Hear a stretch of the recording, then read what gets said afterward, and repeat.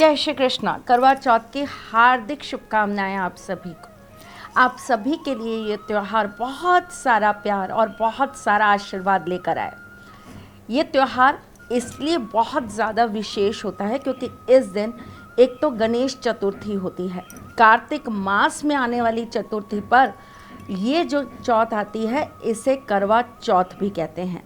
इस दिन माँ गौरा का आशीर्वाद प्राप्त होता है। माँ पार्वती से आप अपने अखंड सौभाग्य के लिए आप जन्म जन्मांतर तक अपने पति की संगनी बनने के लिए प्रार्थना करते हैं। आज इसलिए भी एक विशेष चीज़ होती है क्योंकि चंदा मामा से यानी कि चंद्रमा से हम अपने अखंड सौभाग्यवती होने का आशीर्वाद प्राप्त करते हैं।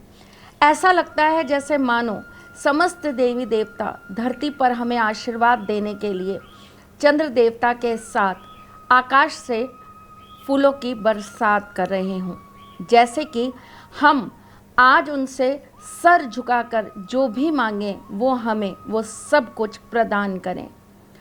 त्योहार का दिन है तो कुछ चीज़ें तो आपको याद रखनी ही पड़ेंगी और त्योहार पर कुछ चीज़ों को आपको उपाय के तौर पर भी करना पड़ेगा। क्यों करना पड़ेगा ये भी बताती हूँ। क्या होता है बेटा, जब हम जीवन के अंदर रोज़मर्रा की ज़िंदगी को जी रहे होते हैं, रोज़मर्रा के कार्यों को कर रहे होते हैं, तो हमसे जाने अनजाने में मन वचन या कर्म से कई त्रुटियां हो जाती हैं, कई गलतियां हो जाती हैं, जिसकी वजह से हमारे जीवन के अंदर कष्ट आने चालू हो जाते हैं। जब कभी भी आपके पास त्योहारों का अवसर आता है तब ईश्वर स्वयं उन गलतियों को माफ़ करते हैं और आशीर्वाद प्रदान करते हैं। जब आप करवा चौथ की कथा सुनेंगे तो आप उसमें भी यही पाएंगे कि कैसे पहले उनसे गलती हुई और उसकी वजह से उनके पति को मृत्युशैया पर लेटना पड़ा। तत्पश्चात जब उन्होंने समस्त चौथों से अपने पति की आयु मांगी, उनके वापस पुनर्जीवित होने के लिए आशीर्वाद मांगा, तो करवा चौथ पर उन्हें यह अखंड सौभाग्यवती होने का वरदान प्राप्त हुआ। बस इसी कथा से आज आप ये सीख लेंगे कि अगर हमने कभी भी जाने अनजाने मन वचन या कर्म से कोई गलती करी होगी तो आज चौथ माता उससे हमारे ऊपर आशीर्वाद देकर ख़त्म कर देंगी। आपको आज कुछ विशेष चीज़ों का ध्यान रखना है, वो मैं आपको बता देती हूँ।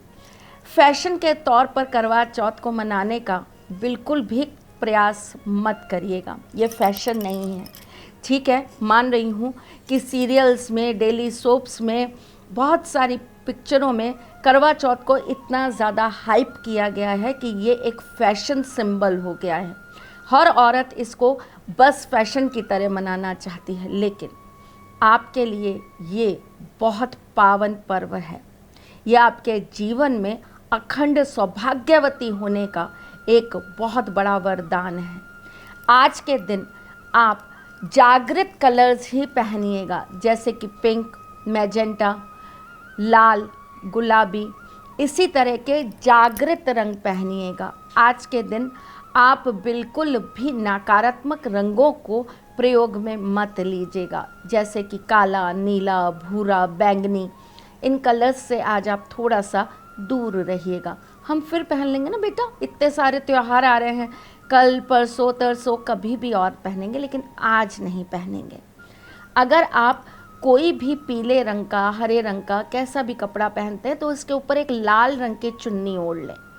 लाल रंग का एक आप वस्त्र जब धारण कर लेते हैं तो ये सौभाग्य का रंग हो जाता है और वैसे भी लाल रंग चीज़ों को खींचने वाला होता है। सुबह प्रातः सूर्य उदय से पहले सिरगी खाई जाती है, जो कि सास अपनी बहू को देती है।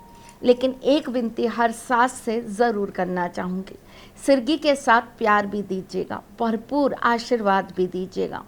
उसकी गलतियों को आज क्षमा करिएगा, जैसे आप अपने बेटों की गलतियों को क्षमा कर देती हैं। जब वो आपकी बहू को डांटते हैं, उनके मायके वालों को लेकर ताने सुनाते हैं, उनके मायके वालों को बहुत गालियां निकालते हैं, गलत हरकतें स्वयं करते हैं, लेकिन प्रताड़ित अपनी पत्नी को करते हैं, तो एक माँ होने के नाते जैसे आप अपने बच्चों को माफ़ कर देती हैं, वैसे आज आप अपनी बहुओं को भी माफ़ कर देंगी। जो भी साल भर में गलतियाँ हुई हो, रहना तो साथ ही है ना, चलना तो एक दूसरे के साथ ही है ना, तो आज हम गलतियों को क्षमा करेंगे। आप सरगी खाने के बाद सूर्य को अर्घ देना बिल्कुल मत भूलिएगा। जब आप सरगी खा लेंगे, क्योंकि इस बार रविवार पर करवा चौथ आ रही है और इस दिन आने वाली करवा चौथ चंद्रमा और राहु का संगम भी लेकर आ रही है, तो उससे आपको निजात पाने के लिए आज के दिन सूर्य को अर्घ ज़रूर देना है। सूर्य तेज है, सूर्य ऊर्जा है, सूर्य प्रकाश है। आपके जीवन में, आपके लव लाइफ में, आपकी फैमिली लाइफ में जो भी चीज़ों में अंधकार आ रहा होगा, सूर्य देव के आशीर्वाद से आज उन सब चीज़ों से आप बाहर निकल जाएंगे। तत्पश्चात आप अच्छी से तैयार होइए, मुस्कुराते रहिए। आज के दिन रोना नहीं है, त्योहार पर तो बिल्कुल घर में रोना नहीं चाहिए, इससे माँ लक्ष्मी रूठ जाती हैं, उन्हें रोने वाली स्त्रियां बिल्कुल पसंद नहीं आती। आज के दिन कोई भी बात हो भाई, कोई आपका कितना भी दिल दुखाए, बस आप मन में सिर्फ और सिर्फ ईश्वर को स्मरण करिएगा और मुस्कुराते रहिएगा, खुश रहिएगा। कल परसों तरसों जब भी हम साथ में होंगे ना, तब सारे गिले शिकवे करना मैं सुनूंगी। मैं जब लाइव आऊँगी मैं सुनूंगी, पर आज नहीं। आज सिर्फ आप मुझे हंसती मुस्कुराती बहुत सुंदर सुंदर सी दिखनी चाहिए। चलिए जी, शाम को आप व्रत कथा करेंगे, लेकिन व्रत कथा में आज 2 काम ज़रूर करेंगे। क्या? आप एक तो वहाँ पर एक सिक्का रखेंगे, 1 रुपये का, 2 रुपये का या 5 रुपये का एक सिक्का रख देंगे, और व्रत कथा के बाद आप अपनी मांग में सिंदूर इसी सिक्के से भर लीजिएगा। जब रात्रि में आप चंद्रमा को अर्घ दें, जब आप रात्रि में चंद्रमा को जल चढ़ाएं और चलनी में से उन्हें देखकर अपने पति देव को देखें, तो इसी सिक्के पे लगा हुआ सिंदूर आप अपने पति देव के सिर पर ज़रूर लगा दीजिएगा। पति आपके पीछे अगर आज मोहित ना हो जाएं तो बताइएगा। पति देव का प्रेम पाने का बहुत छोटा सा और बिना कुछ करे उपाय बता रही हूँ, ज़रूर करिएगा। अगर आपके पति किसी और के साथ भी हैं, जिनके कारण आपके जीवन में बहुत तहलका है, बहुत ज़्यादा संग्राम है, तो आप क्या करेंगे? चंद्रमा को अर्घ देने के बाद आप वहीं पे खड़े होकर प्रार्थना करेंगे, उस स्त्री का नाम लेंगे और 7 बार बोलेंगे ओम फट ओम फट ओम फट। चंद्रमा से आप आज की रात्रि ये विनती करेंगे कि बस मेरे सुहाग पर मेरा अधिकार हो, मेरा पति सिर्फ मेरा हो, उसे कोई और मुझसे ना छीन पाए। अपने घर के मुख्य द्वार पर रात को सोने से पहले कपूर जलाना आज की रात्रि बिल्कुल मत भूलिएगा। अपने घर के मंदिर के अंदर आप आज एक लोटे के अंदर थोड़ा सा जल डाल के रख दीजिएगा और उसके अंदर कुछ चावल के दाने डाल दीजिएगा। अगले दिन सुबह आपको इसी जल से स्नान करना है। ऐसा करने से आपके जीवन की समस्त परेशानियां दूर हो जाती हैं। पति पत्नी के प्रेम को आज के दिन बढ़ाने के लिए अपने बेडरूम में रेड रोजेस ज़रूर रखिएगा, लेकिन नकली नहीं चाहिए, असली रोजेस चाहिए। चाहे एक ही रखिए, पर रखिएगा ज़रूर। गुलाब की पत्तियां रखें तो बहुत अच्छी बात है। अपने कमरे को बहुत अच्छी से सजाइएगा। देखिए, पति पत्नी के लिए उनका बेडरूम उनकी दुनिया होता है। पति पत्नी के संबंध में सबसे ज़्यादा कार्य और सबसे ज़्यादा भूमिका उनका कमरा ही निभाता है, क्योंकि वही एक सबसे बड़ी जड़ होता है उस रिश्ते को जोड़े रखने की। वही समय होता है जब आपका पति आपके पास, सिर्फ आपके पास होता है। उस कमरे को आज के दिन सजाना बिल्कुल मत भूलिएगा, लेकिन बेडशीट बिल्कुल भी काले रंग की, नीले रंग की, भूरे रंग की, डार्क कलर्स की बिल्कुल मत लगाइएगा। बहुत लाइट कलर की बेडशीट अपने कमरे में ज़रूर रखिएगा। रात को सोने से पहले एक लोटे के अंदर 7 काली मिर्च, 7 लौंग और थोड़ा सा कपूर डालकर सो जाइएगा। अगले दिन सुबह उठकर ये सारा का सारा सामान पानी के साथ बाहर फेंक दीजिएगा, लोटे को लाकर धो लीजिएगा। ऐसा करने से आप दोनों के बीच अगर मनमुटाव रहता है, अगर आप दोनों के बीच कड़वाहट रहती है, एक दूसरे से नोक-झोंक बहुत रहती है, तो ये सब समाप्त हो जाएगा। आज के दिन माँ गौरा के मंदिर में 9 लाल चूड़ियाँ और 9 बिंदियाँ ज़रूर दान करके आइएगा। आज के दिन माँ को लाल चुनरी चढ़ाना बिल्कुल मत भूलिएगा। कभी कोई गलती हो जाती है, कभी हमसे कोई त्रुटि हो जाती है, जाने अनजाने में, अज्ञानता में हमें पूजा का ज्ञान नहीं होता, तो हमें क्या करना चाहिए? मैं आपको एक बहुत सरल सा उपाय बता रही हूँ। थोड़े से चावल ले लीजिएगा, उसके ऊपर 11, 21 या 51 रुपये रख दीजिएगा।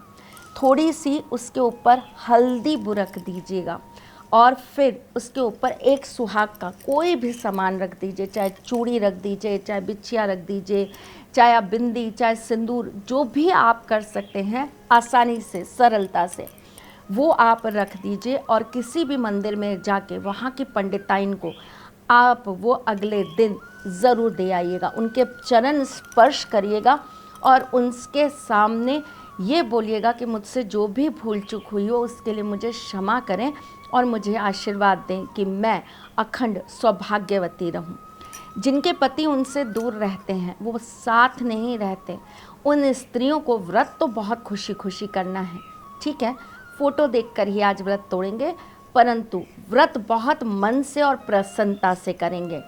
रात को सोने से पहले आप अपने हाथ पर लिख लेंगी श्रीम 5, श्रीम 5, ऐसा लिख, 5 नंबर बोल रही हूँ मैं, श्रीम 5, श्रीम 5, ऐसा आप किससे लिखेंगी? लाल रंग के पेन से लिखेंगी। ऐसा लिखने से एक तो आपके पति आपकी तरफ खींचते चले आएंगे और दूसरा आपको उनका प्रेम भरपूर प्राप्त होगा।